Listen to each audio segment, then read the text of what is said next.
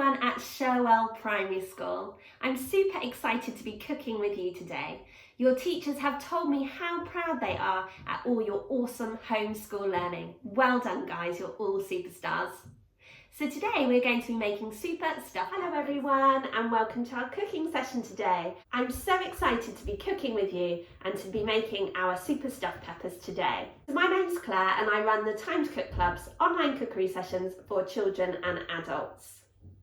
So today we're going to be making one super stuffed pepper which would make an ideal lunch. Before we start, you need to go and ask your grown-up to preheat the oven to either gas mark 6 or 200 degrees or 180 degrees if you're using a fan oven.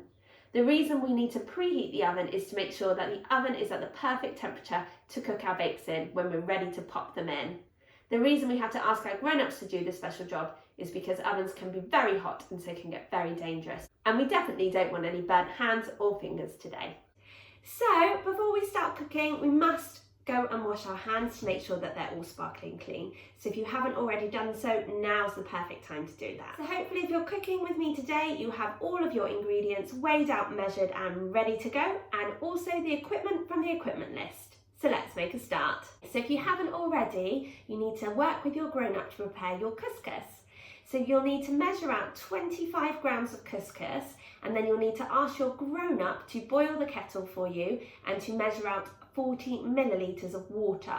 Don't add the water to the couscous just yet, because you'll also have to cut up a quarter of a stock cube. So that's cutting a small stock cube into 4 pieces and then adding one of those pieces, 1/4 of a stock cube, into your boiling water with your grown-up's help, and then your grown-up can give the stock cube a good stir in the water with a spoon until the stock cube dissolves. The reason why we are asking our grown-ups to do these special jobs is because obviously the water will be boiling hot and we definitely don't want any burnt hands or fingers today. So once the stock cube has completely dissolved into the boiling water, you can ask your grown-up to pour the stock into your couscous.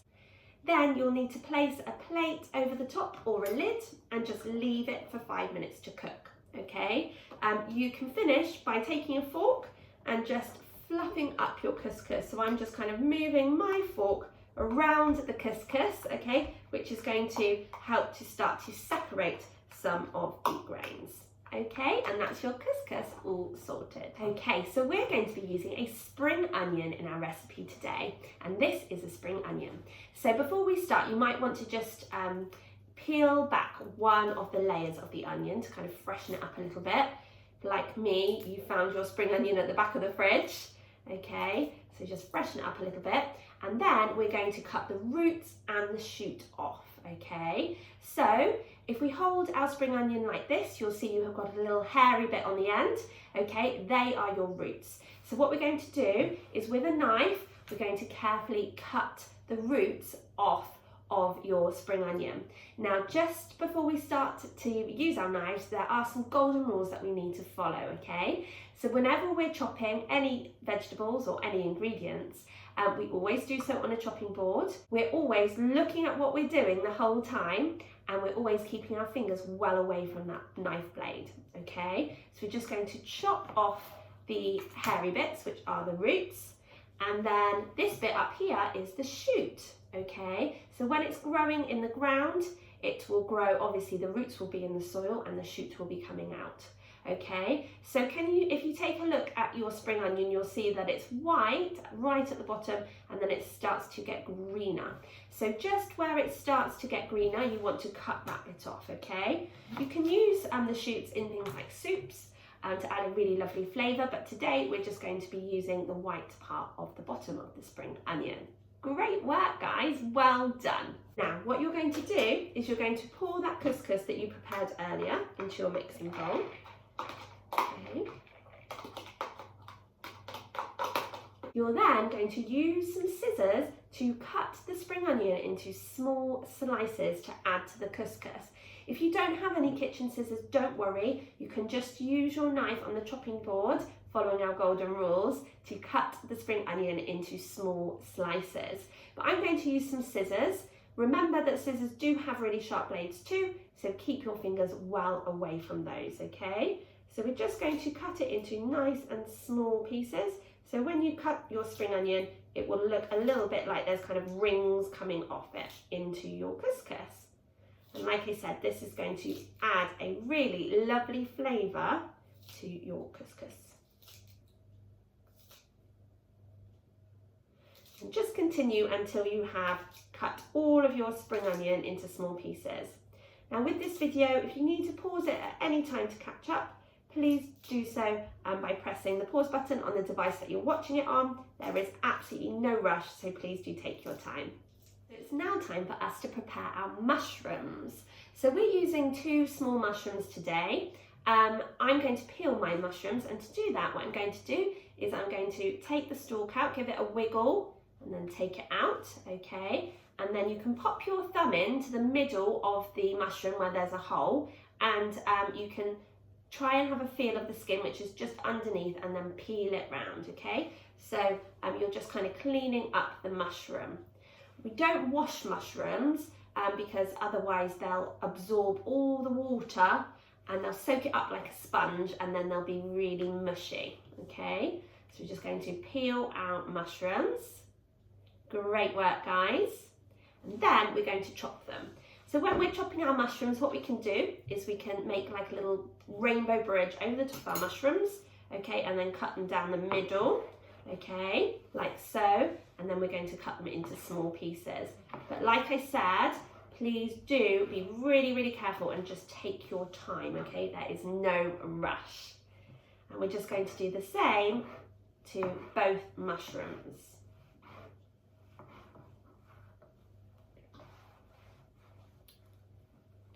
And again, we're going to make that lovely rainbow bridge over the top, and then we're going to cut the rest of the mushroom into small pieces.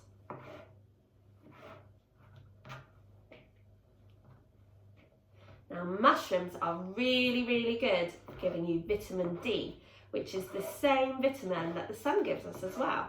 So it's not been very sunny recently, so we all should definitely be eating lots of mushrooms. We're also going to be using 3 cherry tomatoes. Now these tomatoes can be a bit cheeky and can be rolling around our board. So can you see at the top of your tomato there's a little indent, like a little green bit where your tomato was originally on the stalk when it was growing. So what we're going to do is we're going to place our tomatoes on our chopping boards so the little bit, the green circle, is at the bottom, and that will help to keep your tomato on the board. We're doing that rainbow bridge again, okay, before chopping each half into small pieces, okay, and adding it to our mixing bowl. We're also going to add the raisins,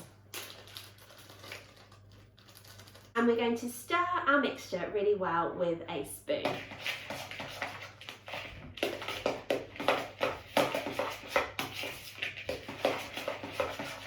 Until all of those lovely ingredients have been mixed in together like this. If you're using parsley, then you can get your herb and you can get your scissors and you can gently snip the parsley into small pieces and add it to your bowl. Now, using fresh herbs is a great way to add a big burst of flavour to your dish. And again, you're going to give that a stir. And then if you're using them, you can add your pine nuts now. And again, you're going to give that a stir. Okay, so now it's time for us to prepare our peppers, because we're going to stuff our peppers. So we're going to put this mixture inside our pepper and cook it inside the actual pepper.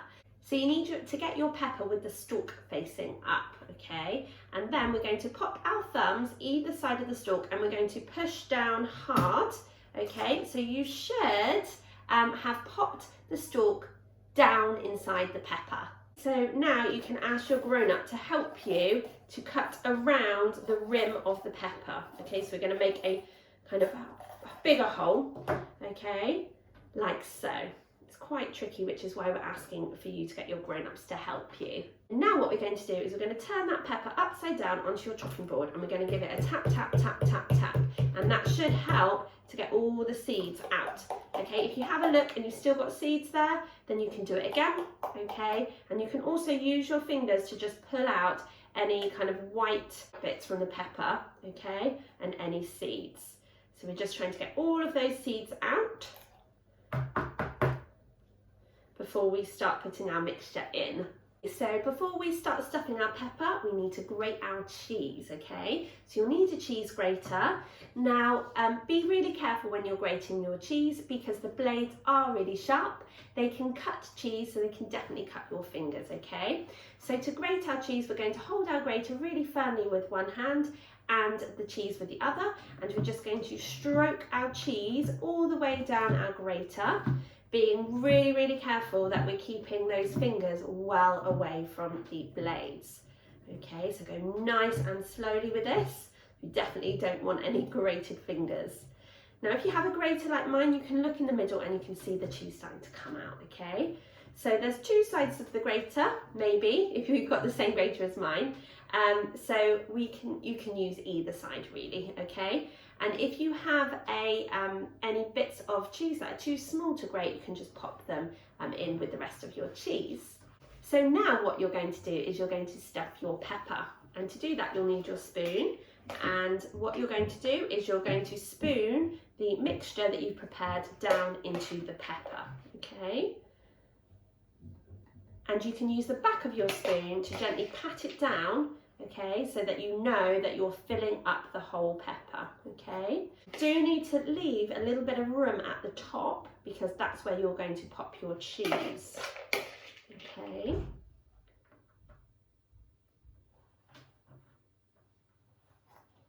And just keep pressing that mixture down deep inside the pepper, okay, to make room.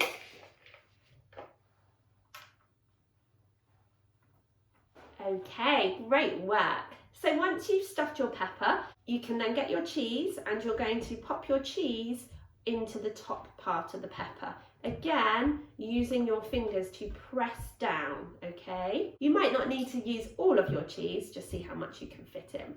So you need to wrap your pepper in tin foil, like so, okay, so that it's completely covered.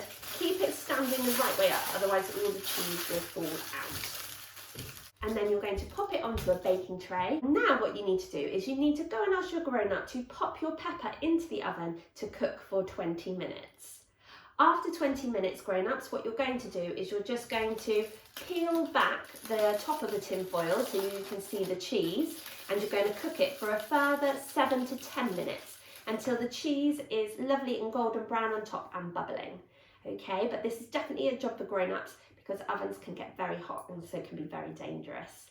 Okay, so join me back here once your stuffed pepper has been cooked and we can look at them together. Welcome back. So here we have our super stuffed pepper, and you can just garnish it with a little bit of fresh parsley on top if you'd like. Well done, guys. I'm sure your stuffed peppers look absolutely incredible. I really hope that you enjoyed joining in with me, but more importantly, I hope that you enjoy eating it and sharing it with your family. So if you've enjoyed your cooking session today, you can find out more information about Time to Cook on our website, www.timetocook.uk. Have a super lovely rest of your week and keep being absolute superstars. Thanks so much. Bye.